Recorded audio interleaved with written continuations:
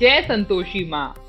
एक समय की बात है, एक गांव में एक बुढ़िया रहती थी जिसके 7 बेटे थे। उनमें से 6 बेटे कमाने वाले थे और एक बेटा निकम्मा था। बुढ़िया माँ उन 6 पुत्रों का झूठा अपने 7वें पुत्र को दे देती। वह 7वां पुत्र एक दिन अपनी पत्नी से बोला, देख रही हो मेरी माता का मुझ पर कितना प्रेम है। वह बोली, क्यों नहीं, सबका झूठा बचा हुआ जो तुम्हें खिलाती है। वह बोला, जब तक मैं अपनी आंखों से न देखूं मान नहीं सकता। पत्नी ने हंसकर कहा, देख लोगे तब तो मान जाओगे। कुछ दिन बाद एक बड़ा त्योहार आया। घर में 7 प्रकार के भोजन और चूरमे के लड्डू बने। वह अपनी पत्नी की बात को जांचने के लिए सिरदर्द का बहाना बनाकर अपने सिर पर एक पतला कपड़ा ओढ़कर रसोई में जाकर सो गया और कपड़े में से सब देखता रहा। 6 भाई भोजन करने आए। उसने देखा कि माँ ने उनके लिए सुंदर सुंदर आसन बिछाए, 7 प्रकार की रसोई परोसी और आग्रह कर करके उन्हें भोजन कराती रही। वह यह सब देखता रहा। जब 6 भाई भोजन करके उठ गए तो माँ ने उनकी 5 थालियों में से लड्डुओं के टुकड़ों को उठाया और उनका एक लड्डू बना दिया। सारी जूठन साफ करके माँ ने उसे पुकारा, उठ बेटा उठ, तेरे भाइयों ने भोजन कर लिया, तू भी उठकर भोजन कर ले। उसने कहा, माँ मुझे भोजन नहीं करना, मैं परदेश जा रहा हूँ। माता ने कहा, कल जाना हो तो आज ही जा। वह बोला, हाँ हाँ जा रहा हूँ। यह कहकर वह घर से निकल गया। चलते समय उसे पत्नी की याद आई। वह गौशाला में कंडे थाप रही थी।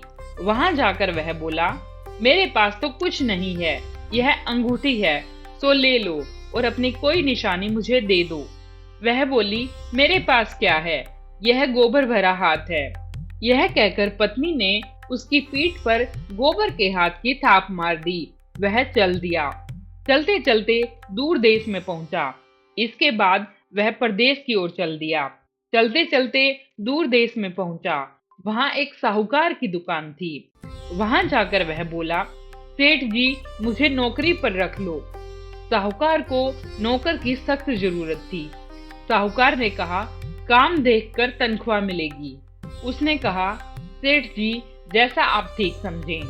उसे साहूकार के यहाँ नौकरी मिल गई। वहां वह दिन रात काम करने लगा। कुछ दिन में ही दुकान का लेन देन, हिसाब किताब, ग्राहकों को माल बेचना, सारा काम करने लगा। साहूकार के 7-8 नौकर थे। वे सब चक्कर खाने लगे, लेकिन उसने अपनी लगन, परिश्रम और ईमानदारी से सभी को पीछे छोड़ दिया। उसे अपने किए का फल मिला। सेठ ने भी उसका काम देखा और 3 महीने में ही उसे मुनाफे में साझीदार बना लिया। परिश्रम करते करते 12 वर्ष में ही वह नगर का नामी सेठ बन गया और सेठ अपना सारा कारोबार उस पर छोड़कर बाहर चला गया। इधर उसकी पत्नी बड़े ही कष्ट में जीवन व्यतीत कर रही थी। सास ससुर उसे दुख देने लगे। घर गृहस्थी का सारा काम करवाकर उसे लकड़ी लेने जंगल में भेज देते। इस बीच उसकी पत्नी के लिए घर की रोटियों के आटे से जो भूसी निकलती उसकी रोटी बनाकर रख दी जाती और फूटे नारियल की नरेली में पानी दिया जाता। इस तरह दुख पूर्वक दिन बीतते रहे। एक दिन जब वह जंगल में लकड़ी लेने जा रही थी तो उसे रास्ते में बहुत सी स्त्रियां संतोषी माता का व्रत करती दिखाई दी। वह वहां खड़ी होकर पूछने लगी, बहनों यह तुम किस देवता का व्रत करती हो और इसके करने से क्या फल होता है? इस व्रत के करने की विधि क्या है? यदि तुम अपने इस व्रत का विधान मुझे समझाकर कहोगी तो मैं तुम्हारा बड़ा एहसान मानूंगी। तभी उनमें से एक स्त्री बोली, सुनो, यह संतोषी माता का व्रत है। इसको करने से निर्धनता और दरिद्रता का नाश होता है, घर में लक्ष्मी आती है, मन की चिंताएं दूर होती हैं, मन को प्रसन्नता और शांति मिलती है, निपुति को पुत्र मिलता है और अगर किसी का प्रीतम बाहर गया हो तो वह भी शीघ्र ही लौट आता है।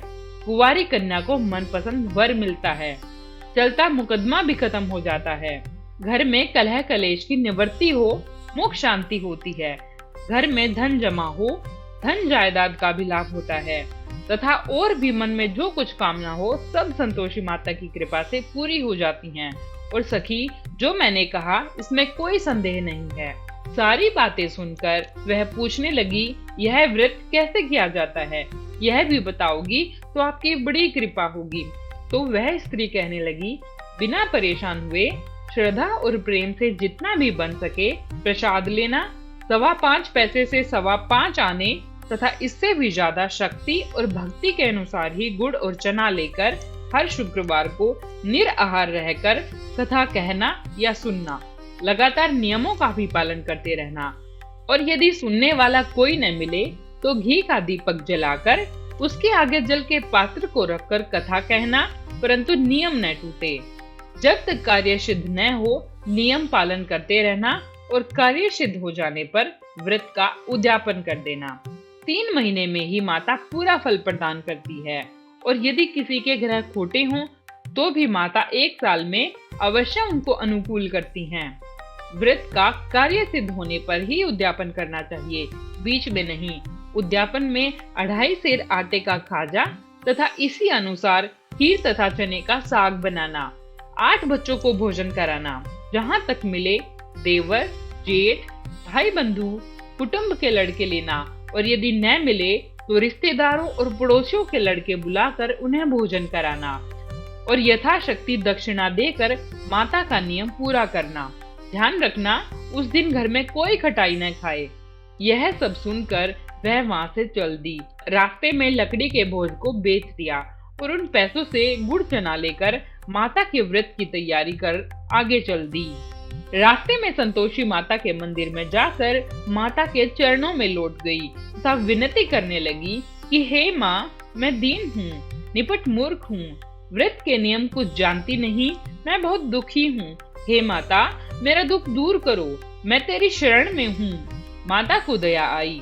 एक शुक्रवार बीता कि दूसरे शुक्रवार को ही उसके पति का पत्र आया और तीसरे शुक्रवार को उसका भेजा हुआ पैसा आ पहुंचा।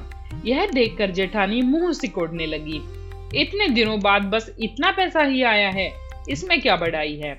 लड़के ताने देने लगे। काकी के पास अब पत्थर आने लगे, रुपया आने लगा, अब तो काकी की खातिर बढ़ेगी, अब तो काकी बुलाने से भी नहीं बोलेगी।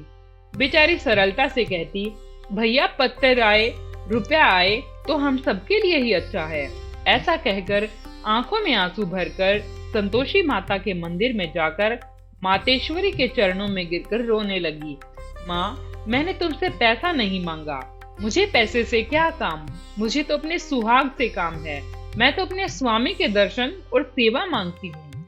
तब माता ने प्रसन्न होकर कहा, जा बेटी, तेरा स्वामी जल्द ही आएगा।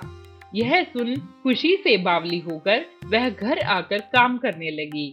संतोषी माँ विचार करने लगी, इस भोली पुत्री से मैंने कह तो दिया कि तेरा पति शीघ्र ही आएगा, पर आएगा कहाँ से, वह तो इसे सपने में भी याद नहीं करता। उसे इसकी याद दिलाने के लिए तो मुझे ही जाना पड़ेगा।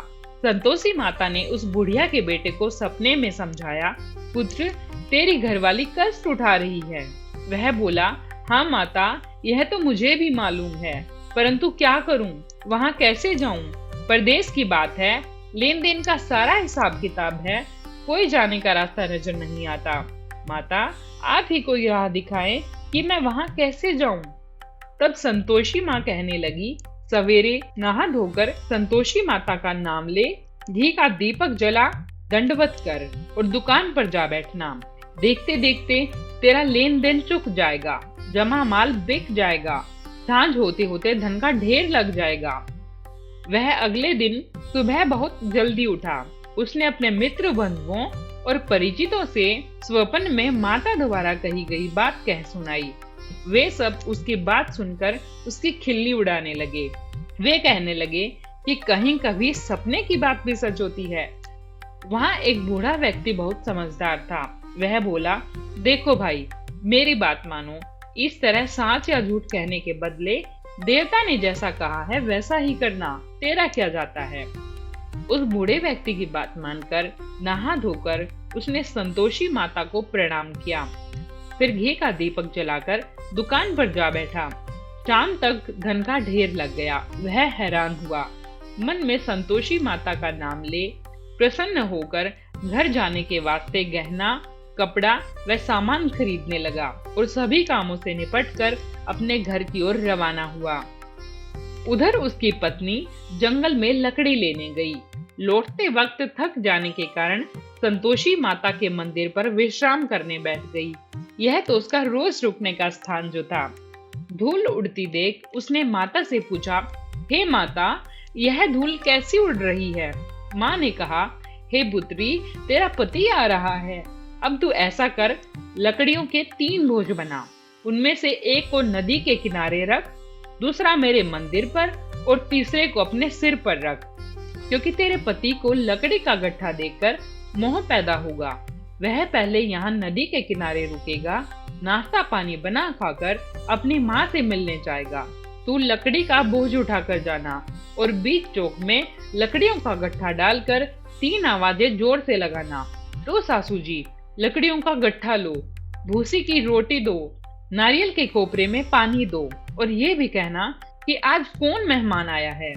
संतोषी माँ की बात सुनकर वह अच्छा माँ कहकर प्रसन्न मन से लकड़ियों के 3 बोझ बना लाई। एक नदी के तट पर और दूसरा माता के मंदिर पर रखा। इतने में ही मुसाफिर अर्थात उसका पति वहां आ पहुंचा। सूखी लकड़ी देख उसको इच्छा हुई कि अब यहीं विश्राम कर ले और भोजन बना खाकर खा पी कर ही गांव चले। इस प्रकार भोजन करके और विश्राम करके वह अपने गांव में आ गया। उसी समय बहू सिर पर लकड़ी का गट्ठा लिए आई। उसने गट्ठे को आंगन में डाल दिया। जोर से 3 आवाजें दी, लो सासू जी, लकड़ी का गट्ठा लो, भूसी की रोटी दो, नारियल के कोपरे में पानी दो, आज कौन मेहमान आया है? यह सुनकर सास ने अपने दिए हुए कष्टों को भुलाने के लिए कहा, बहू, तू ऐसा क्यों कहती है? तेरा मालिक ही तो आया है। बैठ, मीठा भात खाकर कपड़े गहने पहन। पत्नी की आवाज सुनकर उसका स्वामी बाहर आया और उसके हाथों में पहनी अंगूठी देख व्याकुल हो गया। उसने अपनी माँ से पूछा, माँ, यह कौन है? माँ बोली, बेटे, यह तेरी पत्नी ही तो है। आज 12 वर्ष हो गए हैं जब से तू गया है, तब से सारे गांव में जानवर की तरह भटकती फिरती है, काम काज कुछ करती नहीं, 4 समय आकर खा जाती है। अब तुझे देखकर भूसी की रोटी और नारियल के खापरे में पानी मांगती है। वह बोला, माँ, मैंने इसे भी देखा है और तुम्हें भी। मुझे दूसरे घर की चाबी दो, मैं उसमें रहूंगा। माँ ने कहा, ठीक है बेटा, जैसी तेरी मर्जी। ऐसा कहकर चाबी का गुच्छा बेटे के सामने रख दिया। बेटे ने दूसरे घर को खोलकर सारा सामान जमाया। एक ही दिन में वहां राजा के महल जैसा ठाट बाट बन गया। अब क्या था, वह सुख भोगने लगी। अगले शुक्रवार उसने अपने पति से कहा, स्वामी, मुझे संतोषी माता के व्रत का उद्यापन करना है। पति बोला, बहुत अच्छा, खुशी से कर लो। वह उद्यापन की तैयारी करने लगी। जेठ के लड़कों को भोजन के लिए कहने गई। उन्होंने मंजूर तो किया, लेकिन पीछे से जेठानी ने अपने बच्चों को सिखलाया, देखो रे, भोजन के समय सब लोग खटाई मांगना, जिससे उसका उद्यापन पूरा न हो। उद्यापन के दिन लड़के भोजन करने आए। उन्होंने पेट भरकर खीर खाई, परंतु बात याद आते ही कहने लगे, हमें कुछ खटाई खाने को दो, खीर खाना हमें भाता नहीं, देखकर अरुचि होती है। इतना कहकर लड़के उठ खड़े हुए, बोले, पैसे लाओ। भोली बहू कुछ जानती नहीं थी, उसने उन्हें पैसे दे दिए। लड़कों ने बाजार जाकर उन पैसों से इमली खरीद कर खाई। यह सब देखकर बहू पर संतोषी माताजी ने कोप किया। राजा के दूत उसके पति को पकड़कर ले गए और कहने लगे, अब सब मालूम हो जाएगा जब जेल की रोटी खाएगा। बहू से यह वचन सहन नहीं हुए। वह संतोषी माता के मंदिर में गई और कहने लगी, माता, तुमने यह क्या किया? हंसाकर क्यों रुलाने लगी मेरी माता? माता बोली, पुत्री, तूने मेरा व्रत भंग किया है, इतनी जल्दी सब बातें भुला दी। वह बोली, माता, भूली तो नहीं हूँ, मैं कुछ अपराध किया है, मुझे तो लड़कों ने भूल डाल दी, मुझे क्षमा करो मेरी माँ। माँ बोली, ऐसी भूल भी कहीं होती है? वह बोली, अब कोई भूल नहीं होगी माँ, अब कृपा करके बताओ मेरे पति कैसे आएंगे? माँ बोली, पुत्री, जा, तेरा पति तुझे रास्ते में ही आता मिलेगा। वह मंदिर से निकलकर बाहर आई तो रास्ते में उसे अपना पति आता हुआ मिला। उसने पूछा, कहाँ गए थे? वह बोला, इतना धन जो कमाया है उसका कर राजा ने मांगा था, वह भरने गया था। वह प्रसन्न होकर बोली, भला हुआ, अब घर चलो। फिर अगला शुक्रवार आया। वह अपने पति से बोली, मुझे माता का उद्यापन करना है। पति ने कहा, ठीक है, करो। अब की बार भी वह जेठ के लड़कों को भोजन के लिए कहने गई। जेठानी ने लड़कों को फिर से सिखा दिया कि तू पहले ही खटाई मांगना। उद्यापन के दिन लड़के भोजन करने बैठे, लेकिन भोजन करने से पहले ही कहने लगे, हमें खीर पूरी नहीं भाती, जी बिगड़ता है, कुछ खटाई खाने को दो। यह बोली, खटाई खाने को नहीं मिलेगी, खाना हो तो खाओ। उनके उठकर चले जाने पर उसने ब्राह्मणों के लड़के बुलाकर भोजन करवाया। दक्षिणा की जगह उन्हें एक एक फल दिया। इससे संतोषी माता प्रसन्न हो गई। माता की कृपा से 9 महीने के बाद उसको चंद्रमा के समान एक सुंदर पुत्र पैदा हुआ। पुत्र को लेकर वह प्रतिदिन संतोषी माता के मंदिर में जाने लगी। एक दिन माँ ने सोचा कि यह रोज आती है, आज क्यों न मैं ही इसके घर चलूं, इसका आसरा देखूं तो सही। यह विचार कर माता ने भयानक रूप बनाया। गुड़ और चने से सना मुख, ऊपर से मूंड के समान होठ, उस पर मक्खियां भिनभिना रही थी।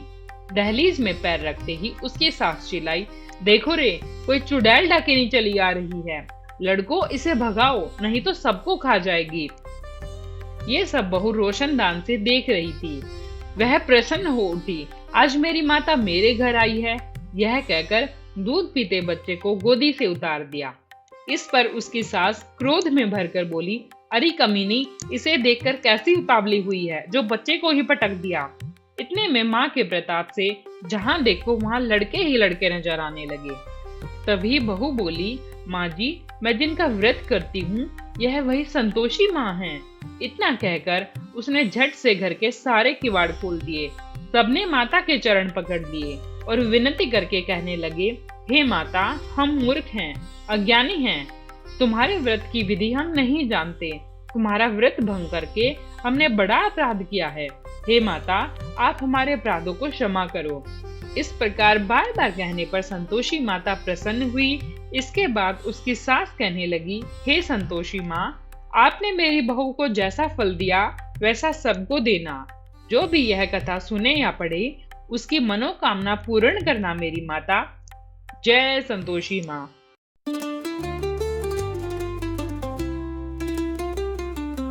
जय संतोषी माता मैया, जय संतोषी माता, अपने सेवक जन की सुख संपत्ति दाता। जय जय संतोषी माता।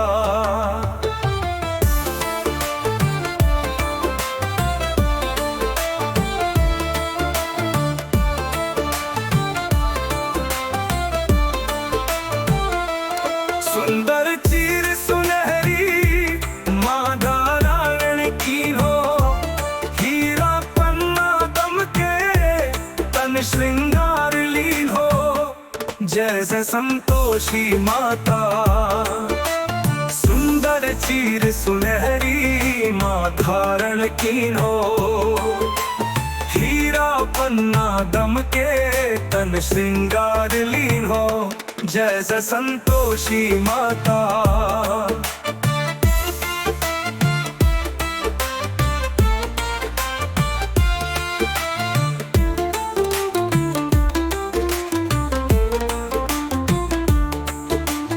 गेरू लाल छटा छवि बदन कमल सोहे, मंद हसत करुणामयी त्रिभुवन जन मोहे।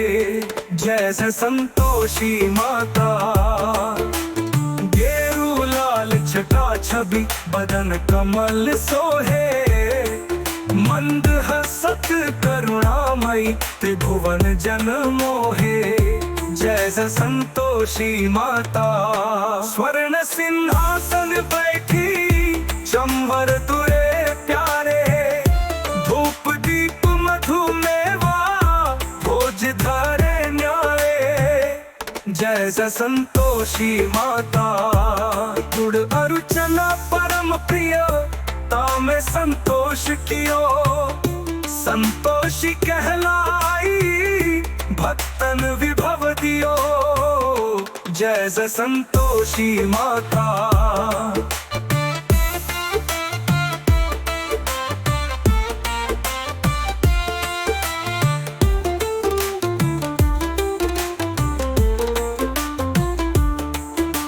शुक्रवार प्रिय मानत आज दिवस सोही, भक्त मंडली छाई कथा सुनत मोही। जय जय संतोषी माता। मुखदार थी रोगी ज्योति मंगल ध्वनि छाई। विनय करे हम बालक चरणन सिर नाई। जय जय संतोषी माता।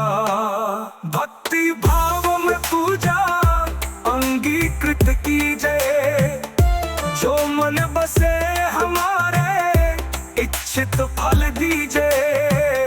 जय जय संतोषी माता। दुखी दरिद्री रोगी संकट मुक्त किए। बहु धन धान्य भरे कर सुख सौभाग्य दिए। जय जय संतोषी माता। ध्यान धरे जो तेरा वांछित फल पायो। पूजा कथा श्रवण कर घर आनंद आयो। जय जय संतोषी माता। शरण कहे की लज्जा रखियो जगदम्बे। संकट तू ही निवारे दयामयी अम्बे। जय जय संतोषी माता। संतोषी माँ की आरती जो कोई जन गावे। रिद्धि सिद्धि सुख संपत्ति जी भर के पावे। जय संतोषी माता। जय संतोषी माता मैया। जय संतोषी माता। अपने सेवक जन की सुख संपत्ति दान